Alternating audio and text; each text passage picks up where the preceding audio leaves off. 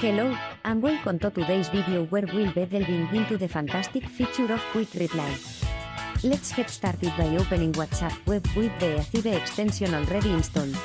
To access Quick Reply, simply locate and click on the Quick Reply option. Upon clicking, you'll notice two sections, Personal and Shared Quick Replies. Personal Quick Replies are visible only to us, while Shared Quick Replies can be shared within our organization. Creating a quick reply is straightforward.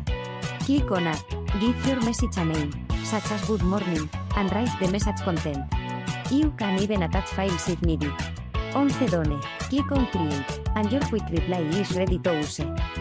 When you want to send the quick reply, open the quick reply menu, select the desired reply, and with a single click, your message is sent instantly. This feature provides a swift and efficient way to respond to messages, saving time and ensuring prompt communication.